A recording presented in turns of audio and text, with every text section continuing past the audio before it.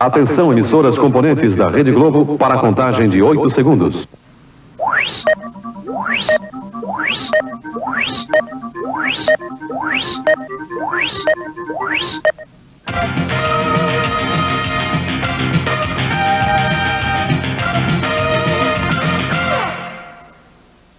O Jornal da Globo começa agora com os assuntos que foram notícia nesta sexta-feira.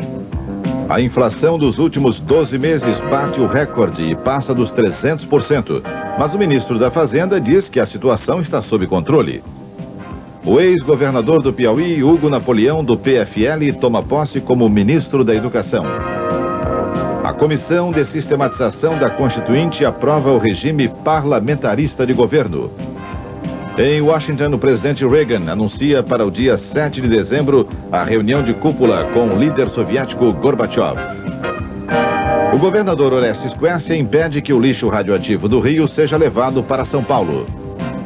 No Japão, Nigel Mansell sofre um acidente nos treinos, não corre domingo. E Nelson Piquet conquista por antecipação o seu terceiro título mundial. E agora, as notícias da noite. O novo regime de governo. O presidente Sarney não acredita na implantação do parlamentarismo. O presidente está certo de que o plenário da Constituinte vai ser favorável ao presidencialismo. O porta-voz da presidência disse que o presidente Sarney tem uma estratégia para conseguir mais votos para manter o presidencialismo. O governo vai trabalhar como uma unidade. O presidente Sarney, os seus ministros, notadamente os seus ministros parlamentares, recentemente empossados inclusive. O presidente Sarney tem mostrado a intenção de fortalecer as relações entre o executivo e o legislativo, uma relação que ele considera profícua, necessária para o fortalecimento das instituições democráticas, ou seja, que o Congresso Nacional seja coparticipante e corresponsável das decisões do executivo. Convencido que está, o governo não admite a derrota do presidencialismo. O governo ele não considera a questão como uma derrota ou como uma vitória, ele não considera que a questão como um confronto. O que ele considera é que no jogo democrático deve prevalecer os interesses nacionais. A Comissão de Sistematização da Constituinte começou a votar esta noite a forma de parlamentarismo que será adotada no Brasil.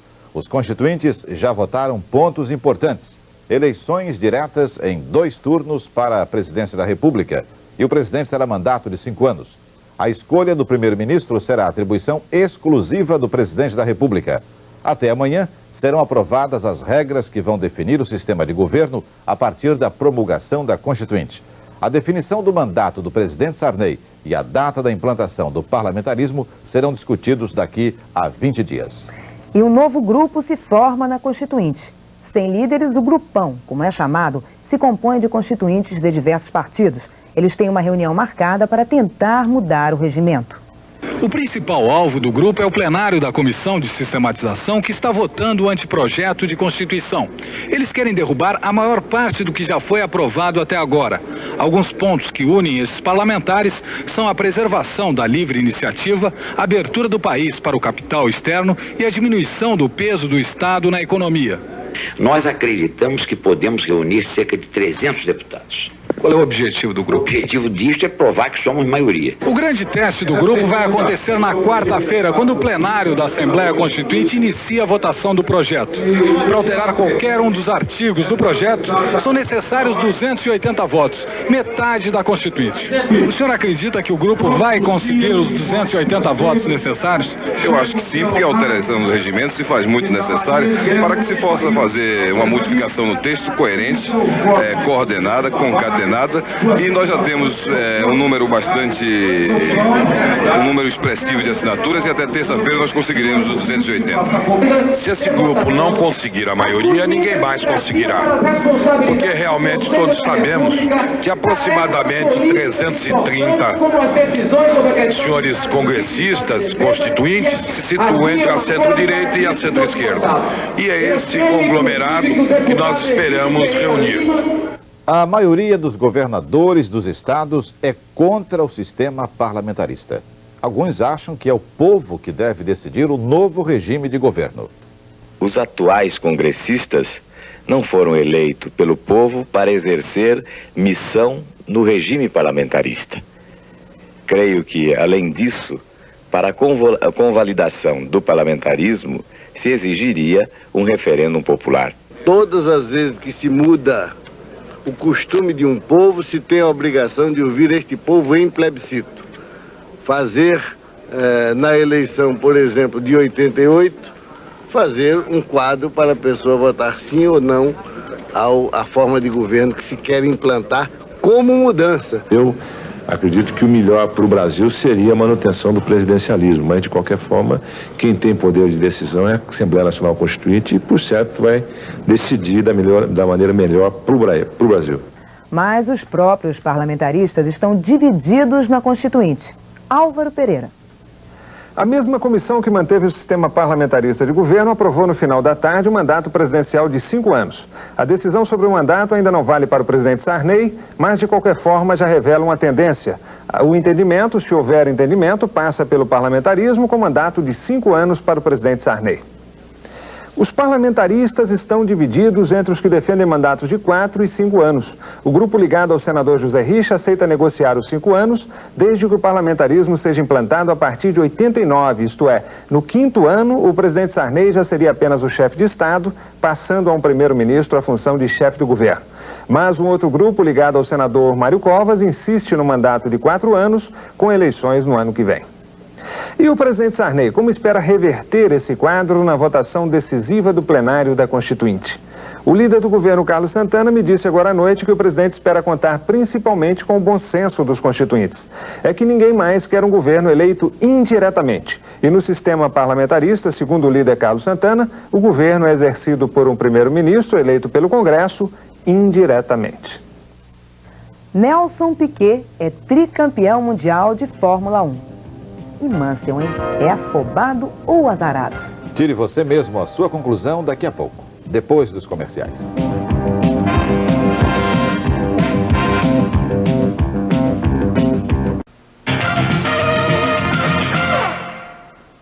Momentos decisivos na Fórmula 1.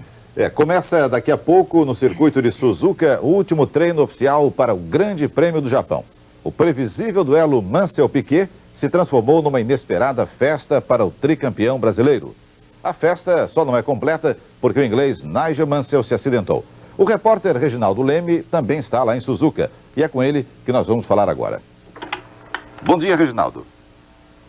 Bom dia aqui, bom dia para mim aqui, bom dia, boa noite para você. É isso mesmo. Como é que... Logicamente o clima não é assim de muita alegria. O próprio Nelson Piquet já é um campeão, mas é um campeão sem muita alegria. Pelo menos uma alegria não manifestada. É claro que de qualquer forma ele está alegre por ser campeão, porque disse já ontem mesmo, quando havia ainda a dúvida se Mansell correria ou não, ele já disse que de qualquer forma ele se considerava um campeão com méritos.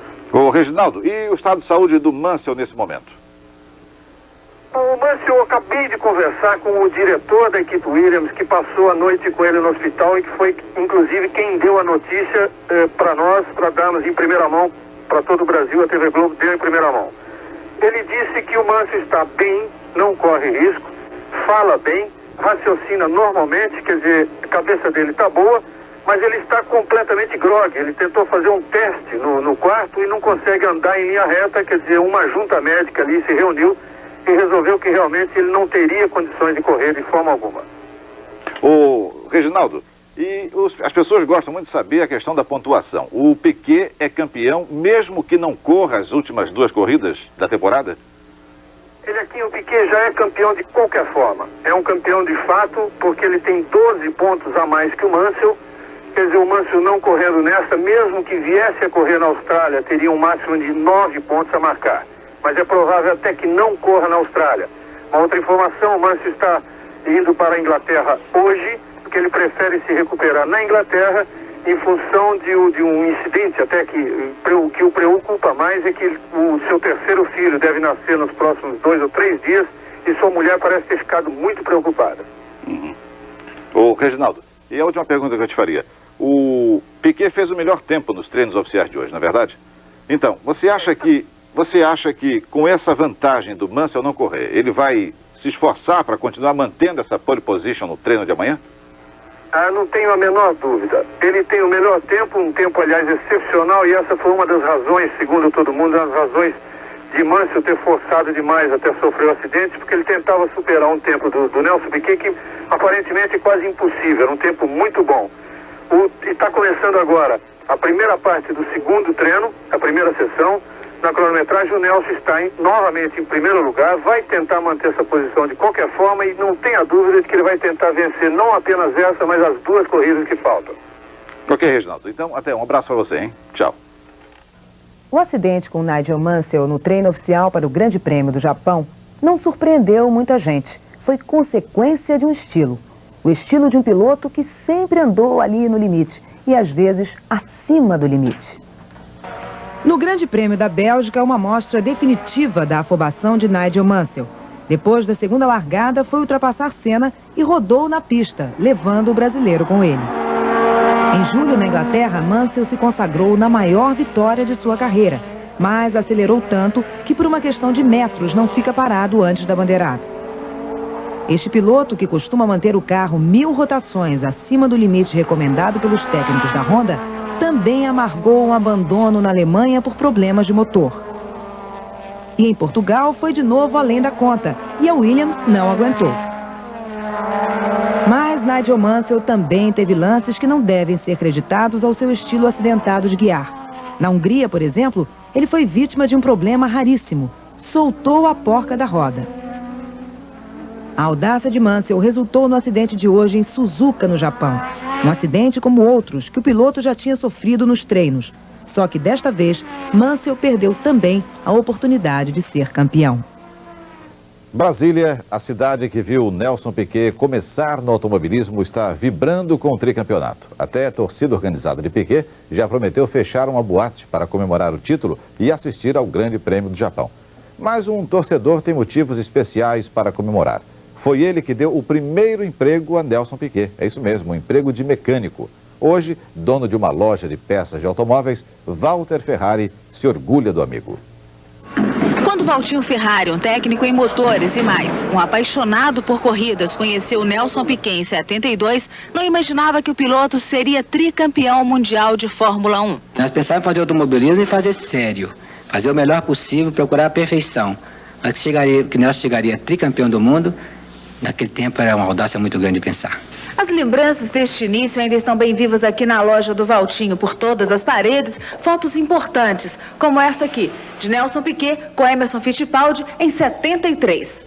Valtinho guarda todos os momentos da carreira de Piquet registrados nestas fotos. Aí está Nelson Piquet na Fórmula V, na Fórmula 3 na Inglaterra e na Fórmula 1. Amigo particular de Nelson Piquet, Valtinho Ferrari vai sempre à Europa nos grandes prêmios. Além disso, fala com Nelson pelo menos uma vez por semana por telefone. Ele não te pede conselhos como nos velhos tempos? Agora ele não pede tanto, ele discute os conselhos. Os brasileiros brilham também na Fórmula Indy americana. Raul Boesel larga em primeiro amanhã no Grande Prêmio de Miami. Boesel dirige um carro Lola que era do colombiano Roberto Guerreiro, que está fora do campeonato depois de quase morrer num acidente. Emerson Fittipaldi, com um March, sai na segunda fila. O basquete feminino do Brasil é um dos favoritos para ganhar o torneio sul-americano de clubes campeões. A equipe da Unimep de Piracicaba venceu a Universidade Central de Bogotá por 121-43. O torneio se realiza em Quito, no Equador, e termina amanhã. 3 latino-americanos ganham prêmios científicos da Unesco, o órgão das Nações Unidas para a Educação, Ciência e Cultura. Entre eles está o brasileiro Hélio Gelli Pereira, premiado por trabalhos sobre o tratamento das doenças contagiosas. O dirigente máximo da China, Deng Xiaoping, vai renunciar na semana que vem. É o que disseram hoje em Pequim delegados que participam do 13º Congresso do Partido Comunista Chinês. Deng Xiaoping caiu em desgraça 2 vezes durante a Revolução Cultural de Mao Tse-tung, mas foi reabilitado depois da morte de Mao e voltou ao poder para comandar a abertura política e econômica chinesa. Agora, aos 83 anos, Deng vai sair para permitir a renovação do birô político do Partido Comunista Chinês e já convenceu outros 2 velhos dirigentes a se afastarem junto com ele. Um dia histórico para a paz mundial. O desarmamento já tem data marcada. O presidente norte-americano Ronald Reagan e o líder soviético Mikhail Gorbachev se encontram em Washington, dia 7 de dezembro. Paulo Francis. O presidente Reagan anunciou hoje que se encontrará com Mikhail Gorbachev, o líder soviético, em Washington em 7 de dezembro. É uma boa notícia. Isto não quer dizer que os soviéticos aceitem o programa americano Guerra nas Estrelas, a instalação de um sistema defensivo no espaço. Mas os dois líderes aparentemente concordaram em discordar e vão assinar um acordo nuclear que pela primeira vez na história reduz armas em vez de aumentá-las. 7 de dezembro foi a data em que os japoneses, há 46 anos atrás, atacaram de surpresa os americanos em Pearl Harbor, na Segunda Guerra Mundial. Esperemos que esta ocasião de Reagan e Gorbachev seja bem mais auspiciosa. O primeiro tratado para acabar com armas atômicas prevê a destruição de todos os mísseis nucleares de curto e médio alcances. São mais de 1.300 mísseis com mais de 1.500 bombas atômicas. Elas representam apenas 3% do total dos arsenais nucleares, mas isso já é um bom começo. A disparada da inflação, 9,18%. Esta foi a inflação de outubro. E o índice acumulado nos últimos 12 meses é o maior da história. E os detalhes deste recorde preocupante da economia a gente vai ver em instantes.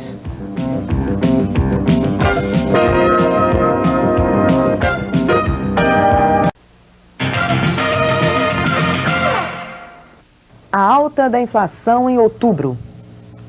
Bom, segundo os dados do IBGE divulgados hoje, o índice ficou em 9,18%. Mas o que surpreendeu mesmo foi o recorde da inflação no período de 12 meses. Segundo o IBGE, a inflação acumulada de janeiro a outubro foi de 261,8%. E no período de 12 meses, a inflação chegou a 300,8%, um recorde histórico no país. Em outubro, o que mais pesou na inflação foi a alta do vestuário, 17,3%. A habitação teve o segundo maior aumento, 13,5%, igual ao aumento dos transportes e comunicação.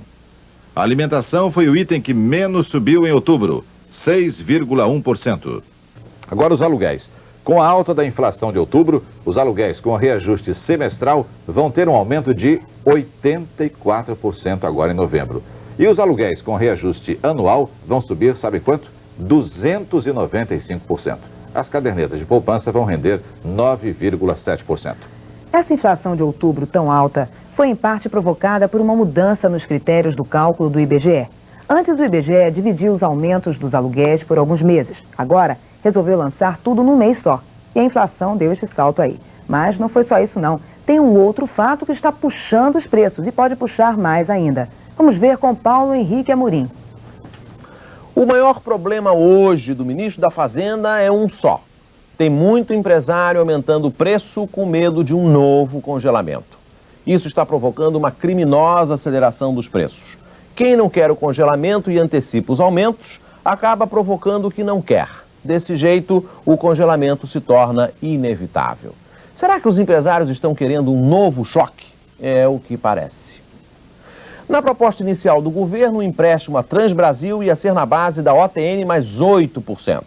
Foi na reunião do Conselho Monetário que um grupo de empresários puxou os 8% para 10%, para ficar igual à taxa do BNDES. O responsável pela grande novidade na reunião do Conselho Monetário foi o novo ministro do Desenvolvimento Urbano, Prisco Viana. Ele pediu vistas em uns 20 processos que autorizavam empréstimos da Caixa Econômica Federal a estados e municípios. Antigamente, isso era aprovado sem que ninguém lesse. O Estado-Maior do Ministério da Fazenda ficou reunido até altas horas da noite de ontem tentando descobrir onde cortar. O problema é segurar o déficit público. Dessa reunião não saiu nada. Está muito difícil descobrir onde cortar, ou melhor, onde deixam cortar. Os líderes das maiores lojas de departamento do país se encontraram hoje com os líderes dos maiores grupos industriais de eletroeletrônicos do país. A reunião foi no Nacional Clube, um fechadíssimo clube de São Paulo. Primeira conclusão, as vendas de outubro foram melhores do que eles estavam esperando. E o Natal? Vai ser um bom Natal, com vendas parecidas com o Natal de 85. Que assim seja. Acordo entre patrões e metalúrgicos de São Paulo. Os empresários do Grupo 14 da Fiesp e o presidente do Sindicato dos Metalúrgicos da capital, Luiz Antônio Medeiros, chegaram a um acordo sobre o reajuste salarial deste ano. Os empresários concordam com um aumento de 46% a partir de novembro e aceitam uma redução de 48 para 44 horas semanais de trabalho a vigorar num prazo de 2 anos. Em assembleia realizada agora à noite, 15 mil metalúrgicos aprovaram a proposta feita pela Fiesp. A greve na Auto Latina, no ABC Paulista, já está prejudicando a linha de montagem da Volkswagen em Taubaté, no interior de São Paulo. Faltam motores e caixas de câmbio que são produzidos em São Bernardo e usados na montagem do Gol, da Paraty e do Voyage. A greve na Auto Latina, empresa que reúne a Ford e a Volks, entrou hoje no 11º dia. 13.500 veículos deixaram de ser produzidos. E a Auto Latina já teve um prejuízo de 6 bilhões e 700 milhões de cruzados. A denúncia de irregularidades na Telesp, em São Paulo, o presidente da Telesp, Antônio Inácio de Jesus, defendeu hoje o contrato feito com a Trasecom para o fornecimento de equipamento de telefonia, no valor de 246 milhões de cruzados. O presidente da Telesp disse que o presidente do Tribunal de Contas da União, Fernando Barros, se equivocou ao apontar irregularidades no contrato. Segundo ele, não houve favorecimento, nem a empresa é fantasma. A empresa está totalmente montada, está em pleno funcionamento. É uma empresa que se organizou, se estruturou para colocar no Brasil o produto de que ela é licenciada, que é o TLD, um produto destinado a descongestionar as nossas rotas analógicas, produto esse existente apenas através desta empresa em São Paulo, que é a Tracecom. O presidente do tribunal disse também que a Telesp fez um adiantamento para essa empresa. Isso aconteceu? Nós não efetuamos nenhum adiantamento a essa empresa até o presente momento e nem iremos efetuar nenhum adiantamento. Os planos do novo ministro da Educação. E os planos da Comissão Nuclear para o lixo radioativo do Hospital Marcílio Dias, no Rio. Os detalhes você vai saber logo depois dos comerciais.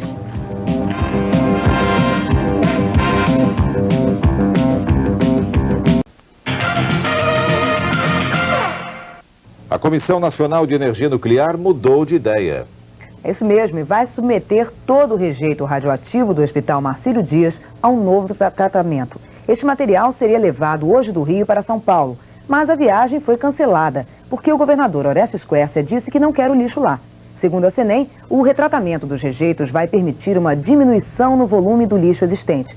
Todo o material usado no tratamento das vítimas do acidente de Goiânia vai ser novamente descontaminado com uma resina impregnada com o azul da Prússia, que foi desenvolvida pelo Instituto de Radioproteção e Dosimetria da CENEM. A posse do novo ministro da Educação. O convite e a aceitação foram tão rápidos que as lideranças não puderam voltar a Brasília a tempo para a cerimônia. Foi assim que o novo ministro, Hugo Napoleão, justificou as ausências do presidente do PFL, Marco Maciel, e do senador Jorge Bornhausen, ex-ministro da Educação, na solenidade.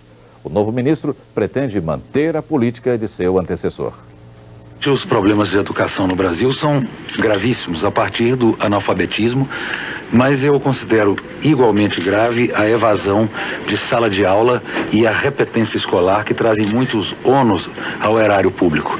Isso, o ensino básico de primeiro grau deve ser reforçado, evidentemente com a expansão da rede física, mas ao mesmo tempo com a distribuição de material didático, de merenda escolar adequada, que precisa ser naturalmente revista em seus componentes. Acho que um dos pontos fundamentais é de que nós vivemos numa federação e o sistema administrativo de descentralização deve ser observado.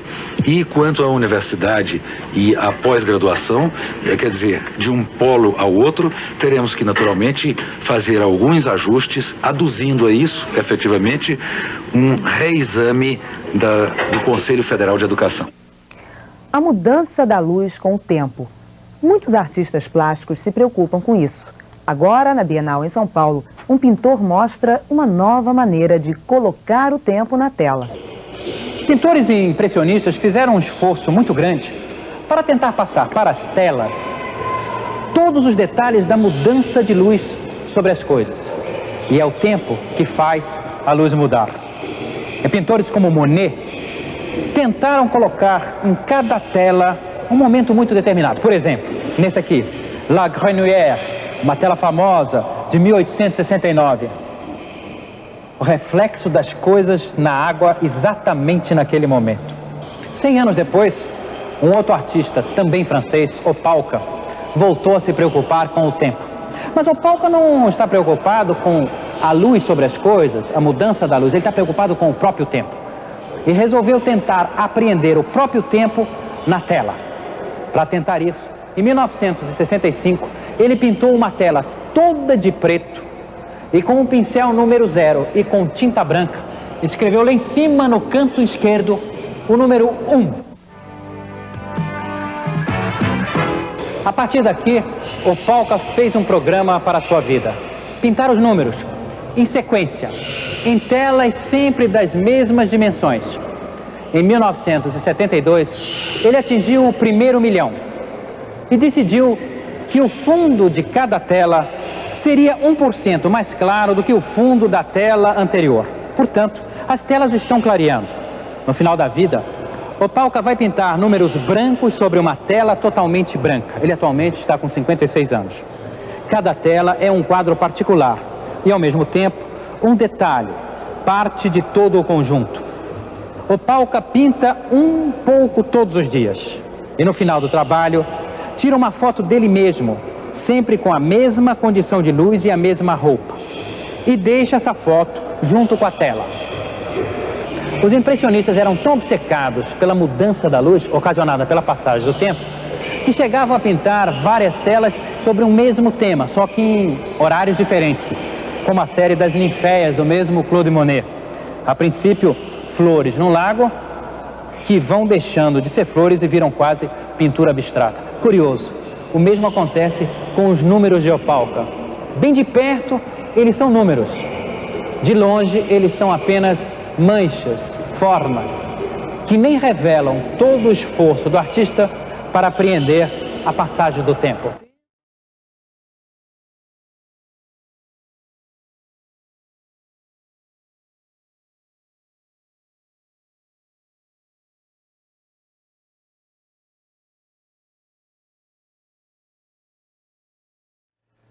Norma, ópera em 2 atos de Vincenzo Bellini, a história da grande paixão de uma sacerdotisa por um inimigo, estreia amanhã no Rio, no Teatro Municipal. O Jornal da Globo acompanhou os ensaios com os 2 elencos que vão fazer Norma, Ouro e Platina.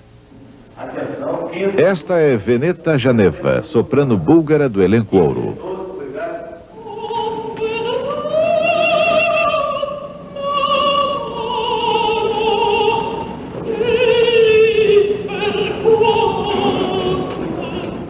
O elenco Platina tem no papel título a polonesa naturalizada italiana Jolanta Omilian.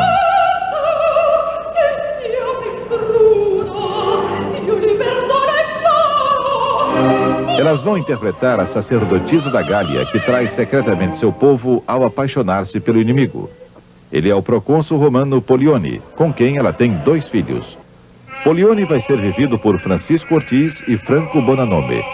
A história dessa paixão que termina em morte, do libreto de Felice Romani, vai ter a regência do maestro John Nashlin, com cenários e figurinos de Benny Montresor.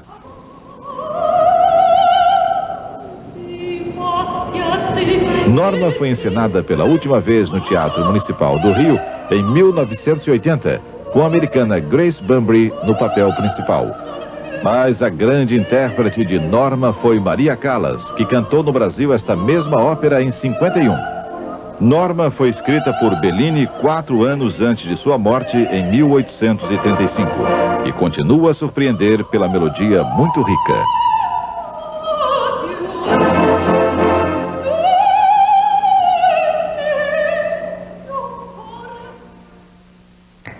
E o Jornal da Globo vai ficando por aqui. Uma boa noite para você e até segunda-feira.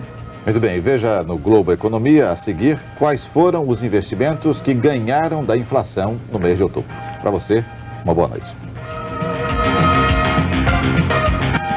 ZYB 850, Rede Globo, São Paulo. Amanhã, 1 da tarde, Jornal Hoje.